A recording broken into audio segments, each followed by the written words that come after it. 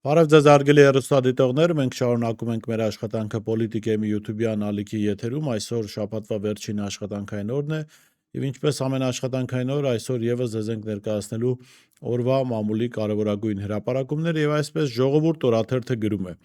Նախորդին Վեդու համայնքապետարան տանող դռները փակ էին բնակիչների առաջ, ոստիկանների շղթայով բնապահպաններին, ակտիվիստերին ու տեղացիներին չէին թողնում մտնել այն դահլիճ, որտեղ պետք է քվեարկություն ընթանար Կարմիր Սարը հանքի վերածելու առաջին քայլի կապակցությամբ։ Պաշտոնական արդարացումը չէին գրանցվել։ Մի քանի ժամ վեճերից հետո մարդիկ վերջապես կարողացան ներս մտնել, բայց արդյունքը չփոխվեց։ Վեդու ավականին միաձայն կողմ քվեարկեց Ord Group ՍՊ-ին նախագծին ընկերության ճանապարհ բացելով շրջակա միջավայրի ազդեցության ուսումնասիրություն սկսելու համար։ Խոսքը Կարմիր Սարի կրաքարի հանքի եւ հետագայում ցեմենտի գործարանի մասին է։ Ord Group-ը նպատակ ունի արդյունահանում իրականացնել Արտաշատի եւ Վեդու խոշորացված համայնքների 7 գյուղերին հարող լեռան վրա անմիջապես Այգեզարդի, Գինեվետի եւ մյուս բնակավայրերի գյուղատնտեսական հողերի վերևում։ Աշխատատեղերի մի քանի հարյուրի խոստումներ, շրջակա միջավայրի վրա նվազագույն ազդեցություն, ժամանակակից ֆիլտրեր, ծանոթ ձևակերպումներ, որոնք լսվում են գրեթե յուրաքանչյուր հանքի պատմության սկզբում։ Կարմիր Սարը առաջին անգամ չէ, որ պայքարի կենտրոնում է։ Հոկտեմբերի 13-ին Գինեվետում կայացած նախնական լսումները նույնպես անցել են ոստիկանների զտիչով։ Մենք ամեն օր մամուլի հրապարակումներում, մեր հրապարակումներում եւ ընդհանրապես լրատվամիջոցներին հետևելիս, սոցիալական ցանցերին հետևելիս տեսնում ենք, թե ինչպես է քաղաքացիական պայմանագիրը դեգրադանում կամ ավելի շուտ չի դեգրադանում, կարելի ասել բացում իր իրական դեմքը։ Մարդիկ, որոնք իրենց ընդդիմադիր եղած ամբողջ ընթացքում խոսել են հանքարդյունաբերության դեմ, խոսել են ժողովրդի առողջության մասին, անգամ բան ունեին, Լենա Նազարյան ունեին, որը բնապահպան էր եւ հիմա խորհրդարանում է ամուսնու հետ, ժամանակին էլ խորհրդարանի փոխխոսնակն էր, եւ իրենց ամբողջ խոսակցությունը կանաչ տնտեսության մասին էր եւ կանաչ տնտեսությունը բացառապես սրանց մոտ էս պատկերն ունի գնալ գյուղատնտեսական հողերի գլխի վերևում բացել ցեմենտի հանք եւ ուղղակի թունավորել մարդկանց։ Սա այն ամենն է, ինչ պետք է իմանալ քաղաքացիական պայմանագրի մասին։ Սա նախադասություն է, որ դուք հաճախ մեզանից կլսեք։ Ժողովուրդ օրաթերթը գրում է. համացանցում հայտնված Նաթան arczepiskopos Հովանեսյանի եւ Գարեգին Բ-ի նախկին գավազանակիր Աղան Աբեղա Երնջակյանի խոսակցության ձայնագրության վերաբերյալ հարուցված քրեական վարույթով իրավապահները փակուղի են մտել։ Օրաթերթը իր լավատեղյակ աղբյուրներից տեղեկացավ, որ քրեական վարույթով 2 անգամ հարցաքննվել է Նաթան arczepiskopos-ը եւ ասել, որ անօրինական ձեռք բերված խոսակցության վերաբերյալ ասելիք չունի։ Իրավապահները հարցաքննության են հրավիրել նաեւ Գարեգին II-ի նախկին գավազանակիր Աղան Աբեղա Երնջակյանին, որն էլ իրավապահներին հայտնել է, թե նման բան չի եղել։ Այսպիսով իշխանական մամուլում տարածված աղմկահարույց ձայնագրության գործով անցնող անձինք ամբողջովին հերքել են խոսակցության առկայությունը, ինչը իրավապահներին փաստացի փակուղու մեջ է դրել։ Հիշեցնենք, որ հոկտեմբերի 17-ին համացանցում հայտնվել էր Նաթան arczepiskopos Հովնանյանի եւ Գարեգին II-ի նախկին գավազանակիր Աղան Աբեղա Երնջակյանի 2023 թվականի հոկտեմբերի խոսակցության ձայնագրությունը։ Ձայնագրության բովանդակությունը այն մասին է, թե իբր Գարեգին II-ը եկեղեցականներին ստիպել է մասնակցել հակաիշխանական ցույցերին, որի դեմ որոշ հոգևորականներ ընդվզել են։ Ես իհարկե մշտապես նման ձայնագրությունների մասին իմ գնահատական ունեմ, իրավունք չունենք հենվել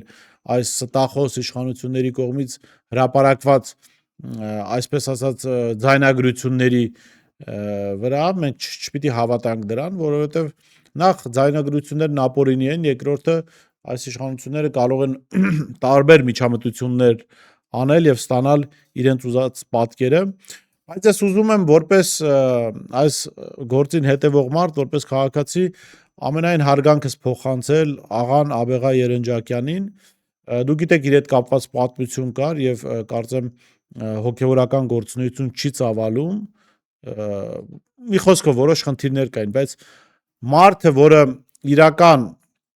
հոգեվորական է եւ եկեղեցու իրական հետևորդ է, հասկանում է, որ հիմա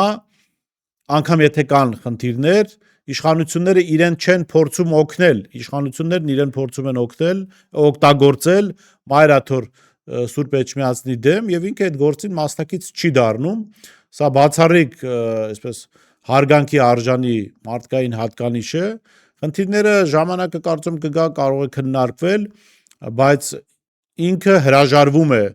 դառնալ իշխանության ձեռքին գործիք եկեղեցու դեմ։ Սա կարծում լավագույն դասն է այն հոգևորականներին, նախկին հոգևորականներին, ովքեր իրենց անձնական պատճառներից ելնելով դեմ են դուրս եկել եկեղեցուն, զրպարտություններ են անում, օգտագործվում են իշխանությունների կողմից, եւ ես ձեզ վստահեցնում եմ, որ անգամ այս սրիկայական իշխանությունը աղա Նաբեղյա Երնջակյանի նկատմամբ ավելի հարգալից է, քան այն նախկին հոգևորականների, որոնք պատրաստ են օգտագործվելու եւ օգտագործվում են այս իշխանությունների կողմից։ Ժողովուրդ օրաթերթը գրում է. Հայ առաքելական Սուրբ Եկեղեցու եւ ամենայն հայոց կաթողիկոսի դեմ Հայաստանի վարչապետի պաշտոնը զբաղեցնող Նիկոլ Փաշինյանի կողմից սկսված քաղաքական ճնշումները ամեն օր նոր ձև ու բովանդակություն են ստանում։ Ըստ օրաթերթի կառավարական աղբյուրների իշխանությունը համակարգված ձևով փորձում է գտնել եկեղեցու ներսում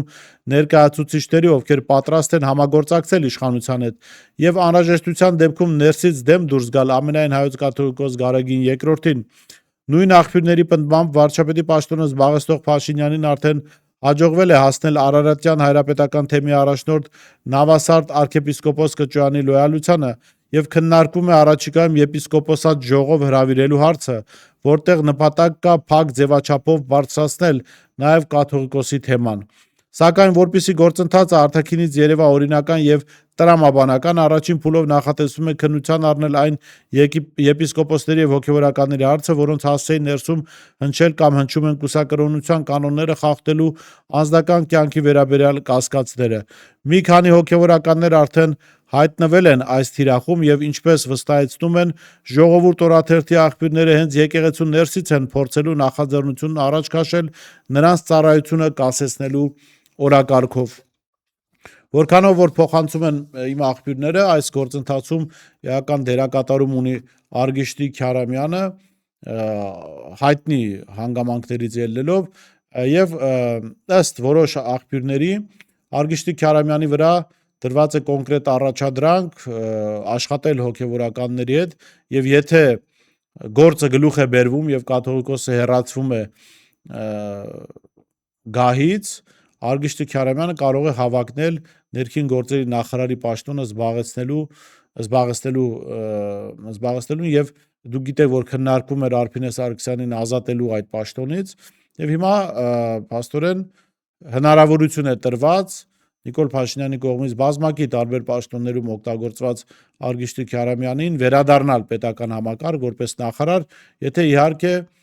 իր հոր միջոցով կկարողանա կաթողիկոսի դեմ դավադրություն հյուսել։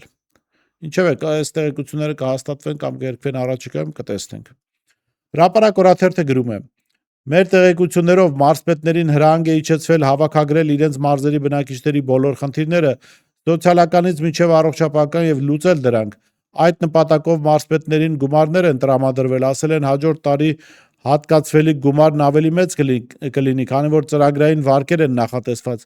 Ըստ ամենայնի այդ վարկերը կծախսվեն ոչ թե նպատակային ըստ ծրագրերի, այլ աժընտրությունների նախաշեմին յուրօրինակ ընտրակաշառքի տեսքով։ Մարզպետներից մեկն անկեղծացավ, որ անգամ մարդկանց հավաբների, տանիքների խնդիրներն են լուծում, սակայն խոցելի խմբերից առավել իշխանությունը կարևորում է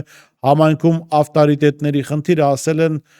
ասվել է, որ նրանց պետք է մոբիլիզացնել, ընդառաջել իրենց հարցերով, որպեսզի ընտրություններին կարողանան հույս դնել նրանց վրա։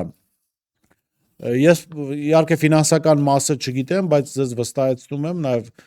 ինքս ապրելով մարզերից մեկում, որ այս աշխատանքը ծավալուն կերպով տարվում է,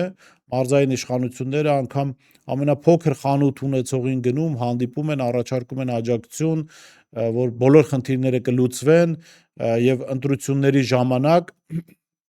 նրանք պիտի աջակցեն քաղաքացիական պայմանագրին։ Եթե վերցնում ենք Ժողովուրդ օրաթերթի այս տեղեկությունն էլ, ապա ստացվում է, որ այո, գուցե ԿՊ-ն նախընտրական շրջանում ընտրակաշառք չի բաժանում, բայց պետական միջոցները օգտագործվում են որպես ընտրակաշառք։ Եվ այդ պետական միջոցները վատնելով, ոչ այսպես երկարաժամկետ ծրագրեր իրականացնելով, մեկի խնդիրը լուծելը, որովհետև քաղաքացիների խնդիրները իհարկե պիտի լուծեն, բայց դրանք պիտի լուծվեն արմատապես, ոչ թե մարդը պիտի մարզպետից փող ստանա, որ գնա հիվանդանոցում միլիոններ տա իբրև թե բուժման համար, այլ այդ քաղաքացին պիտի ինքը բուժման հնարավորություն ունենա, ֆինանսական միջոցներ ունենա կառավարության լավ աշխատանքի շնորհիվ։ Իսկ մենք տեսնում ենք, չկա լավ աշխատանք, բայց փոխարենը կա այսպես որպես կաշառք ապագայի ընտրությունների համար ծառայող պետական միջոցներ, որոնք մսխվելու են ուղղակի միլիոնավոր դոլարներով, տասնյակ միլիոններով ծախսվելու են, որ ամիսներ անց երբ ընտրություններ տեղի ունենան, այդ մարդիկ սկսեն լավ աչքով նայել քաղաքացիական պայմանագրին։ Հետո իհարկե իրենք ընտրություններից հետո քաղաքացիներից այդ փողը վերադարձնելու ձևը գիտեն, դրանք հարկերի, տուրքերի տեսքով քաղաքացիները կամ մենք բոլորս կվճարենք ԿՊ-ի նախընտրական ճակերտավոր ասած այդ կաշառքի համար։ Հրապարակ թերթը գրում է. ինֆորմացիա է տարածվում, որ Հայաստան Դաշինքի նախկին այժմ անկախ падգամավոր զոհվածի հայր Գեգամ Նազարյանը եւս ընդգրկվելու է քաղաքապայմանագրի նախընտրական ցուցակում։ Նազարյանը պատերազմից հետո հիշեցնենք շատ կոշտ քննադատության էր ենթարկում Նիկոլ Փաշինյանին, նրան մեղադրում էր իր որդուն սպանելու մեջ,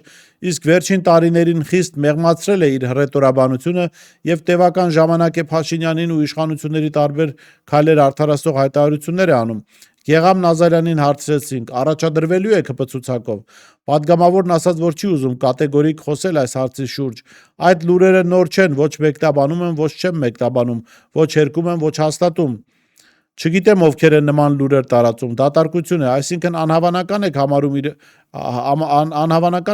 իր առաջադրումը, ոչ հավանական եմ համարում, ոչ անհավանական, այդքան բան։ Կրկնեցինք հարցը, ես այդ լուրերին չեմ պատասխանում, կպատասխանեմ դեկտեմբերից հետո։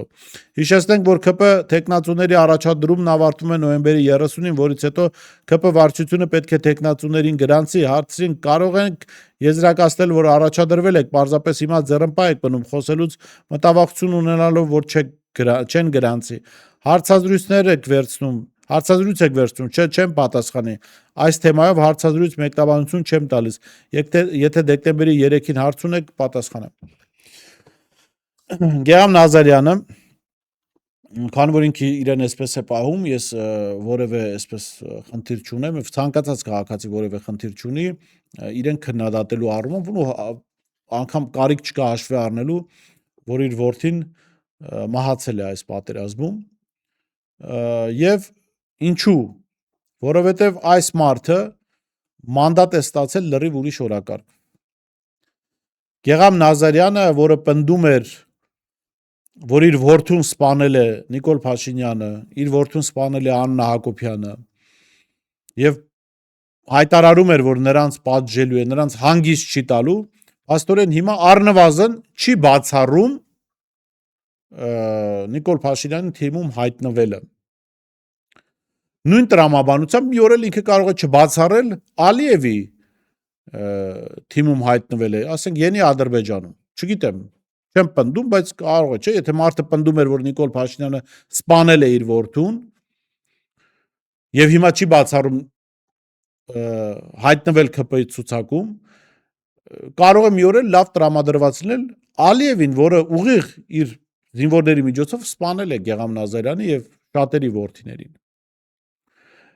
Գեգամ Նազարյանի այս վիճակը ինձ հիշեցնում է Գոյայի հայտնի նկարը Սատուրնը որդուն խժռելիս, հա։ Եվ այդ նկարը կարծում եմ լավագույնս ցույց է տալիս, թե ինչ վիճակում է այս մարդը։ Բայց այս նկարը նաև ցույց է տալիս, ինչ վիճակում է մեր հասարակությունը։ Գեգամ Նազարյանը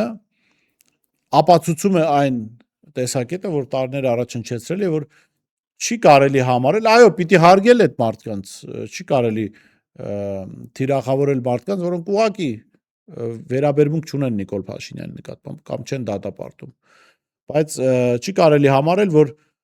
բոլոր զոհերի ծնողները հերոսացին են։ Ինչու՞, տրամաբանական բացատրություն կա, որովհետև զոհվածների մեծ մասը ժամկետային զինծառայողներ են եւ նրանք, ինչպես Գեգամ Նազարյանի որդին, օրենքի ուժով պարտադրված են եղել գնալ զինվորական ծառայություն, այսինքն չէին կարող չգնալ։ Փոխարենը 90-ականներին գնացել են իրականում հերոսական ծնողներ ունեցող տղաներ, որովհետև դաստիարակություն են ստացել, օրենքով պարտադրված չեն եղել, բայց գնացել են հայրենիքի համար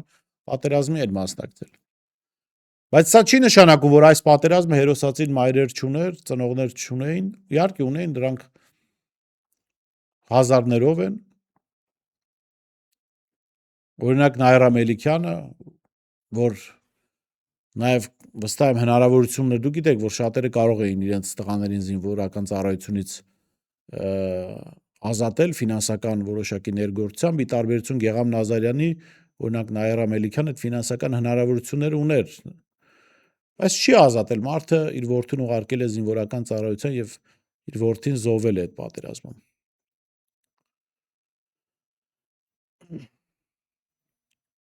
Ինչպես է Գեգամ Նազարյանը հայտնվել խորհրդարանում։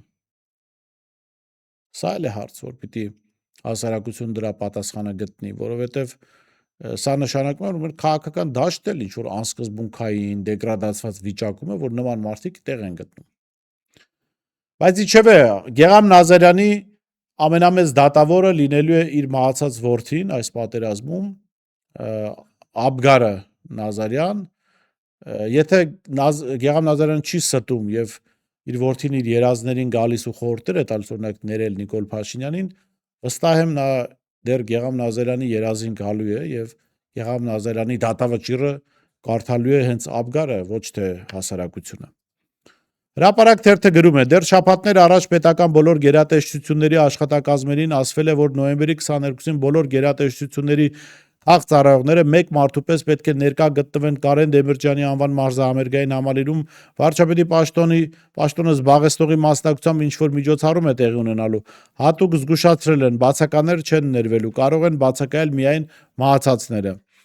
Թե ինչ հույժ կարևոր միջոցառում է, հստակ բարձրաբանումներ չեն տվել, ասել են միայն, որ վարչապետի պաշտոնը զբաղեցնողի հետ հարցուպատասխանի քննարկման հնարավորություն կլինի, ուստի բոլորը մեկ մարդու պես 13:00-ին լինեն համալիրում։ Ես ավելին կառաջարկեմ այն ԿՊԱ-ականները, որոնք շատ են սիրում Նիկոլ Փաշինյան, իրանց մեռածներին էլ տանեն, ասեն գերեզմանից վերցնել տանեն համալիր, հանկարծ մահացածներն էլ չբացակայեն։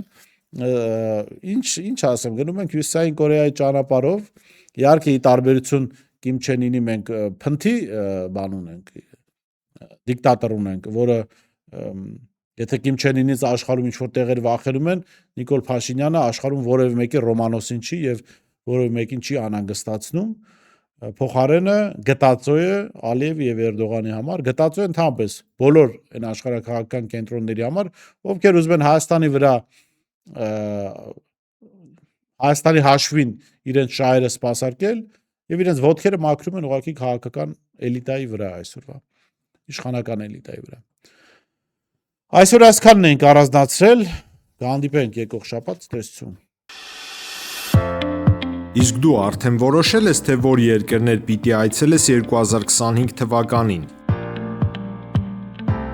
Եթե դու էլ ես հոգնել օրեր շարունակ հարցումների անպատասխան մնալուց, դիմիր Travel with N տուրիստական գործակալություն, սպասեցնել չեն տա, անմիջապես կստանաս լավագույն առաջարկները, տուրփաթեթներ, ավիատոմսեր, հյուրանոցների լայն ընտրանի, էքսկուրսիաներ, սոցփաթեթի սպասարկում եւ ամենակարևորը 24/7 ձևաչափով բարեհամբույր սպասարկում։